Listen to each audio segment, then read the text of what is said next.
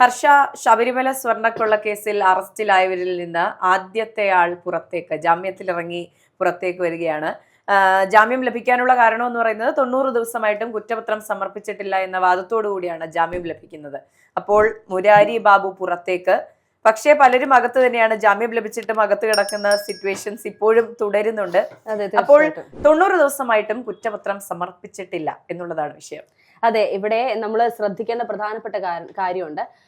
ഇതുവരെ ഓരോ വ്യക്തികളെയും ആദ്യം ഉണ്ണികൃഷ്ണൻ പോറ്റി അറസ്റ്റ് ചെയ്തു. അദ്ദേഹം ചൂണ്ടിക്കാണിച്ചതനുസരിച്ച് ഓരോരുത്തരെയും അറസ്റ്റ് ചെയ്ത് അവസാനം തന്ത്രിയിൽ വന്ന് നിന്നു. തന്ത്രി കണ്ഠര് രാജീവരെ അറസ്റ്റ് ചെയ്തു. അദ്ദേഹം റിമാൻഡിലായതിനു ശേഷം അവിടെ ആ ഒരു കേസ് നിൽക്കുകയാണ്. അതിനപ്പുറത്തേക്ക് ഒരു പടി പോലും മുന്നോട്ട് പോകുന്നിടത്ത് നമുക്ക് കാണാൻ സാധിക്കുന്നില്ല. പറയുന്നുണ്ട്, ഈ പറയുന്നത് പോലെ കടകംപള്ളി സുരേന്ദ്രന് എതിരെയുള്ള കേസുകൾ അന്വേഷണ റിപ്പോർട്ടുകൾ കിട്ടിയിട്ടുണ്ട്, അറസ്റ്റ് ചെയ്യാൻ സാധ്യതയുണ്ട്, വീണ്ടും മൊഴിയെടുക്കാൻ സാധ്യതയുണ്ട് എന്ന് പറയാൻ തുടങ്ങിയിട്ട് കുറച്ച് ദിവസങ്ങളായി. ഇതുവരെയായിട്ടും ഇതുമായി ബന്ധപ്പെട്ട് യാതൊരു മുന്നോട്ട് പോക്കും നടന്നിട്ടില്ല. കഴിഞ്ഞ ദിവസം ഒരു രാഷ്ട്രീയ നിരീക്ഷകൻ, ഒരു മുതിർന്ന മാധ്യമ പ്രവർത്തകനുമായി ഞാൻ സംസാരിച്ചപ്പോൾ അദ്ദേഹം പറഞ്ഞൊരു കാര്യമുണ്ട്. കേരളത്തിൽ ED അന്വേഷണവുമായി മുന്നോട്ട് പോയ ഒരു കേസുകളും തെളിയിക്കപ്പെട്ടിട്ടില്ല. ഇപ്പോൾ ശബരിമല സ്വർണ്ണക്കൊള്ളയുമായി ബന്ധപ്പെട്ടുകൊണ്ട് ED അന്വേഷണത്തിന് ഇറങ്ങിയിട്ടുണ്ട്. ഇനി ഇതും പതിയെ തേഞ്ഞു മാഞ്ഞു പോകും. ആരും അറിയാതെ എവിടെയും എത്താതെ ഇത് പോകുമെന്നുള്ളത് കൃത്യമായി ഈ നമ്മൾ തുടക്കത്തിൽ പറഞ്ഞതുപോലെ SITയുടെ ഒരു സമ്മർദ്ദം, SITയുടെ മേൽ സർക്കാരിന്റെ ഒരു സമ്മർദ്ദം വലിയ രീതിയിൽ ഉണ്ടായിരുന്നത് കൊണ്ട് തന്നെ പലയിടങ്ങളിലും കേസ് സ്റ്റക്ക് ആകുന്ന ഒരു സാഹചര്യം ഉണ്ടായിരുന്നു. ഈ 90 ദിവസത്തിന് ശേഷം ഓരോരുത്തരായി പുറത്തേക്ക് വരുന്നു. ഇനി അടുത്ത ദിവസങ്ങളിലായി ഉണ്ണികൃഷ്ണൻ പോറ്റി ഉൾപ്പെടെയുള്ള എല്ലാ പ്രതികളും പുറത്തു വരാനുള്ള സാധ്യതകളുണ്ട്. പിന്നെയും കണ്ഠര് രാജീവരുടെ റിമാൻഡാണ് വീണ്ടും 14 ദിവസത്തേക്ക് കൂട്ടിയത് നമുക്ക് അറിയാൻ കഴിയുന്നത്. ഇങ്ങനെ പുറത്തു വരുമ്പോൾ ഇനി വരുന്ന ദിവസങ്ങളിൽ തെളിവ് നശിപ്പിക്കൽ, അല്ലെങ്കിൽ സാക്ഷികളെ സ്വാധീനിക്കൽ, അല്ലെങ്കിൽ ഈ പറയുന്ന പ്രതികളെ ഈ പ്രതിസ്ഥാനത്ത് വരാൻ സാധ്യതയുള്ള വമ്പന്മാർ സ്വാധീനിക്കൽ, തന്റെ പേരൊന്നും പറയരുത്, നിങ്ങൾക്ക് എന്ത് വേണമെങ്കിലും ഞാൻ ചെയ്യാം, നിങ്ങൾ ജയിലിൽ പൊയ്ക്കോളൂ, ധൈര്യമായി പൊയ്ക്കോളൂ, ഞാൻ പുറത്തിറക്കിക്കോളാം എന്ന് കോൺഫിഡൻസോടുകൂടി വീണ്ടും ജയിലിലേക്ക് പറഞ്ഞു വിടാൻ നിൽക്കുന്ന ഒരു കൂട്ടം ആളുകൾ. ഇതൊക്കെയാണ് ഇനിയിപ്പോൾ നമ്മളെ ഈ നിയമസഭാ തെരഞ്ഞെടുപ്പ് അടുക്കുമ്പോൾ നമ്മളിൽ കൂടുതലും ചർച്ച ചെയ്യാൻ പോകുന്ന വിഷയങ്ങൾ. അതെ, ഇപ്പോൾ ഈ കേസിൽ ജാമ്യം ലഭിക്കുന്നതുമായി ബന്ധപ്പെട്ട ഹർഷ സൂചിപ്പിച്ച കുറെ കാര്യങ്ങൾ വാലിഡ് ആയിട്ടുള്ളതാണ്. അതിലുള്ള ഒരു പ്രധാന കാരണം എന്ന് പറയുന്നത് ഈ പറഞ്ഞ ശബരിമല സ്വർണ്ണക്കൊള്ളയുമായി ബന്ധപ്പെട്ട് കളവ് പോയ സാധനങ്ങളുടെ കൃത്യമായ ലിസ്റ്റ് അന്വേഷണ സംഘത്തിനോ ഈ പറഞ്ഞ ആരുടെയോ പക്കലോ ഇല്ല. എന്തൊക്കെ കളവ് പോയി എന്നും ഇതൊക്കെ എവിടെയാണെന്നും ഏത് രൂപത്തിലാണെന്നുള്ള തെളിവുകൾ കിട്ടിയിട്ടില്ല. അപ്പോൾ ഈ പ്രതികളെല്ലാം പുറത്തു വന്നാൽ തന്നെ ഇതിനെയെല്ലാം അട്ടിമറിക്കാനുള്ള സാധ്യതകൾ ഒരിക്കലും തള്ളിക്കളയാൻ പറ്റില്ല. ആ സാധ്യതകളൊന്നും വിദൂരത്തല്ല. അതുകൊണ്ട് തന്നെ ജാമ്യം നിഷേധിക്കാനുള്ള സാധ്യതയുണ്ട്. ഇപ്പോൾ അന്വേഷണം നടത്തുന്ന SIT സംഘം എന്ന് പറയുന്നത് ഹൈക്കോടതി നേരിട്ട് നിയമിച്ച അന്വേഷണ സംഘമാണ്. അതിൽ 2 CPM പ്രവർത്തകരുണ്ട് എന്നുള്ള വാദങ്ങൾ നമ്മളടക്കമുള്ള മാധ്യമങ്ങൾ പുറത്തു വെച്ചിരുന്നു എങ്കിൽ പോലും അന്വേഷണം തൃപ്തികരമാണെന്നാണ് ഹൈക്കോടതി വിലയിരുത്തുന്നത്. ഇപ്പോൾ KK ശൈലജ ടീച്ചർ പറയുന്നുണ്ട്, ഈ പ്രതികളെ ശബരിമലയിൽ കയറ്റിയത് ആരായാലും ജയിലിൽ കയറ്റിയത് പിണറായി സർക്കാരാണെന്ന് പറഞ്ഞിരുന്നു എങ്കിൽ പോലും ഹൈക്കോടതിയാണ് നേരിട്ട സമയാസമയങ്ങളിൽ കൃത്യമായ ഇടവേളകളിൽ ഇതിലെല്ലാം സ്വാധീനം ചെലുത്തി, ഇതിലെല്ലാം കൃത്യമായ ഒരു നിരീക്ഷണം വെച്ചുകൊണ്ട് ഈ കേസ് കൃത്യമായിട്ട് നോക്കിക്കാണുന്നത്. അതുകൊണ്ട് ഇതിങ്ങനെ കൃത്യമായി പോകുന്നുണ്ട്. എന്നാലും 3 മാസത്തോളമായി എന്തുകൊണ്ട് ഇതിൽ എങ്ങും എത്തുന്നില്ല, ഈ കേസ് എങ്ങും എത്താതെ എന്തുകൊണ്ട് പോകുന്നു എന്നുള്ളൊരു ചോദ്യം പൊതുജനങ്ങൾക്കിടയിൽ ഒരു ചോദ്യമായി തന്നെ നിലനിൽക്കുന്നുണ്ട്. നമുക്കും തോന്നുന്ന സംശയം അതാണ്, എന്തുകൊണ്ട് ഇത് എവിടെയും എത്തുന്നില്ല എന്നുള്ളതാണ്. അപ്പോൾ മുരാരി ബാബുവിന് ജാമ്യം ലഭിക്കുമ്പോൾ പോലും അദ്ദേഹം കുറ്റവിമുക്തനാവുന്നില്ല. ഇപ്പോൾ CPMകാർ പറയുന്നത് അവർ ആരോപണ വിധേയരല്ലേ, അതുകൊണ്ട് ഈ പറഞ്ഞ പത്മകുമാറിനെതിരെ നടപടി എടുക്കേണ്ട ആവശ്യമില്ല എന്ന് പറയുമ്പോൾ ജാമ്യം കിട്ടുമ്പോൾ അവർ കുറ്റവിമുക്തരുമാകുന്നില്ല. ഇപ്പോൾ കണ്ഠര് രാജീവർക്ക് ഇപ്പോൾ 14 ദിവസത്തെ റിമാൻഡ് കാലാവധി നീട്ടിയിരിക്കുകയാണ്. അതിനർത്ഥം അദ്ദേഹത്തിന് ഈ അടുത്ത കാലത്തെങ്ങും പുറത്തേക്ക് വരാനുള്ള സാധ്യത ഇല്ല എന്ന് തന്നെയാണ്.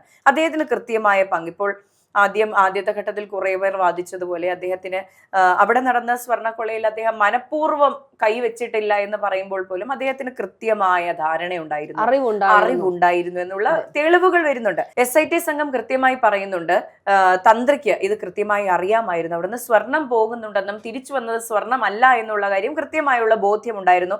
ആ ബോധ്യത്തിന്റെ അടിസ്ഥാനത്തിൽ, ബോധ്യം മാത്രമല്ല തെളിവുകളുടെയും അടിസ്ഥാനത്തിലാണ് അദ്ദേഹത്തിന്റെ റിമാൻഡ് കാലാവധിയും നീട്ടിയിട്ടുള്ളത്. അതെ, തീർച്ചയായിട്ടും ഇത് തന്നെയാണ് നമ്മൾ കുറെ ദിവസങ്ങളിലായി പിണറായി വിജയനെതിരെയും അല്ലെങ്കിൽ VN വാസവനെതിരെയും കടകംപള്ളി സുരേന്ദ്രനെതിരെയും ഒക്കെ പറയുന്നത്.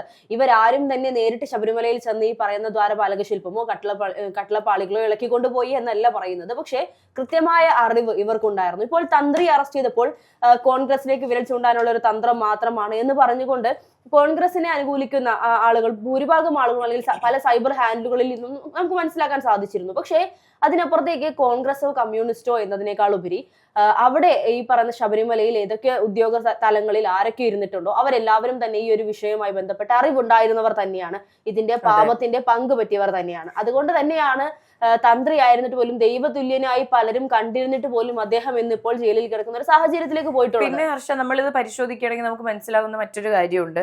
തന്ത്രി അറസ്റ്റിലായതോടുകൂടി ഇതിനെല്ലാം ഒരു ഫുൾ സ്റ്റോപ്പ് വരികയാണ്. അതെ, ഇപ്പോൾ ഈ പറയുന്ന പോലെ ഇടതുപക്ഷത്തെ കടന്നാക്രമിക്കുന്നത് പലരും നിർത്തിയിരിക്കുന്നു.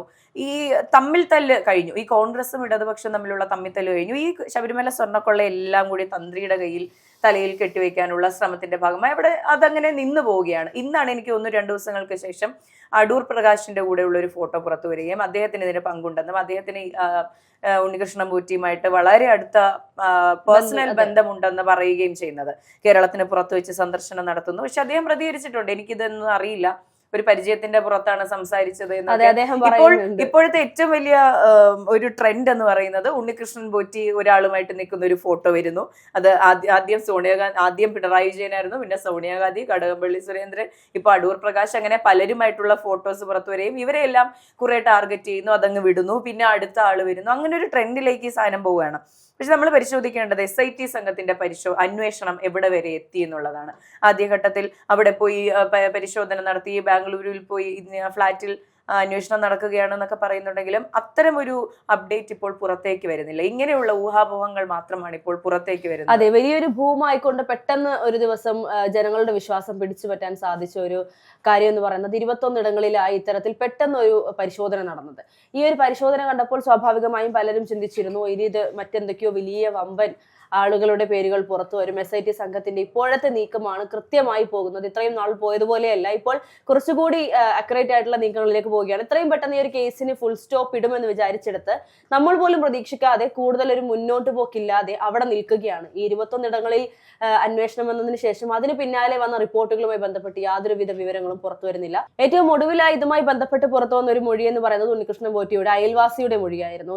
ഇത്തരത്തിൽ ഇപ്പോൾ നമ്മൾ നേരത്തെ പറഞ്ഞിരുന്നു, ഉണ്ണികൃഷ്ണൻ പോറ്റിയുമായി അടൂർ പ്രകാശിന്റെ ഒരു ഫോട്ടോ പുറത്തു വന്നു. അതിനകത്ത് അടൂർ പ്രകാശ് പറയുന്നുണ്ട് ആ ഒരു സമ്മാനപ്പൊതിയിൽ ഉണ്ടായിരുന്നത് ഈത്തപ്പഴമായിരുന്നു, മറ്റൊന്നുമില്ലായിരുന്നു എന്ന് അദ്ദേഹം പറയുന്ന ഒരു സാഹചര്യമുണ്ട്.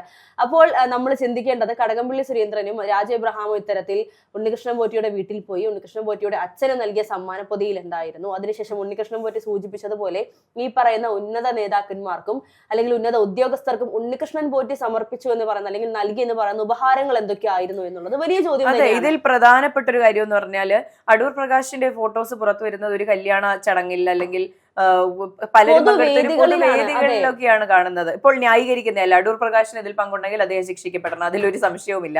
പക്ഷേ കടകംപള്ളി സുരേന്ദ്രന്റെ റിപ്പോർട്ടുകൾ നമ്മൾ കണ്ടിരുന്നു. 13 സ്ഥലങ്ങളിൽ 13 തവണയാണ് പുറത്ത് യാത്ര നടത്തിയിട്ടുള്ളത്. അതിൽ പലയിടത്തും പഞ്ചനക്ഷത്ര ഹോട്ടലുകളിൽ വെച്ച് ഉണ്ണികൃഷ്ണൻ പോറ്റിയുമായിട്ട് സ്വകാര്യ കൂടിക്കാഴ്ചകൾ നടത്തിയിട്ടുണ്ട്. അദ്ദേഹത്തിന് പേഴ്സണൽ ബന്ധമുണ്ടെന്ന് തെളിയിക്കുന്ന പല രേഖകളും പല മൊഴികളും പല തെളിവുകളും നമ്മൾ കാണുകയും ചെയ്തു. പക്ഷെ ഇതിനൊന്നും ന്യായീകരണങ്ങളോ വിശദീകരണങ്ങളോ ലഭിച്ചിട്ടില്ല എന്നുള്ളതാണ് ഇവിടെ ചോദ്യമായി ബാക്കിയാവുന്നത്. അതെ, ഇപ്പോൾ ഏറ്റവും ഒടുവിൽ ഈ വീട്ടിൽ കയറിയത് അല്ലെങ്കിൽ വീട്ടിൽ പോയത് എന്തിനാണ്? അപ്പോൾ ഈ പറയുന്ന ചില CPM പ്രവർത്തകർ പറയും, നമ്മൾ വിട്ടുപോയ ഒരു കാര്യമുണ്ട്, അടൂർ പ്രകാശും ഇത്തരത്തിൽ ഉണ്ണികൃഷ്ണൻ പോറ്റിയുടെ വീട്ടിൽ പോയിട്ടുണ്ടായിരുന്നു. എന്തായാലും ചുരുളഴിയാതെ ഇങ്ങനെ നിൽക്കുകയാണ്. അഴിക്കുംതോറും കുരുങ്ങിക്കൊണ്ടിരിക്കുന്ന ഒരു കുരുക്കായി ശബരിമല സ്വർണ്ണക്കൊള്ള മാറിക്കൊണ്ടിരിക്കുകയാണ്. എനിക്ക് തോന്നുന്നു SITയും EDയും ഒക്കെ ഇരുട്ടിൽ തപ്പിക്കൊണ്ടിരിക്കുകയാണ്. ഇനി എവിടേക്ക് നീങ്ങണം, ഇനി നീങ്ങിയാൽ മുന്നോട്ട് പോകുന്തോറും ഇവർക്ക് കുറച്ചുകൂടി സമ്മർദ്ദം കൂടുതലായിരിക്കും. കൃത്യമായ ഒരു അന്വേഷണം വേണമെന്നുള്ള ഒരു സമ്മർദ്ദം കോടതിയുടെ ഭാഗത്ത് നിന്നും, അതുപോലെ തന്നെ വമ്പന്മാരുടെയും അല്ലെങ്കിൽ പല നേതാക്കന്മാരുടെയും പേരുകൾ പുറത്തു വരരുത് എന്നുള്ളൊരു സമ്മർദ്ദം CPMന്റെ ഭാഗത്തു നിന്നും ഉണ്ടാകും. വരുന്ന ദിവസങ്ങളിൽ കൂടുതൽ അപ്ഡേഷൻസ് പെട്ടെന്നൊന്നും ഉണ്ടാകില്ല, എന്നാലും പതിയെ പതിയെ ഓരോ അപ്ഡേഷൻസ് പുറത്തു വരുമെന്ന് തന്നെയാണ് വിശ്വസിക്കാൻ സാധിക്കുന്നത് ഇപ്പോൾ.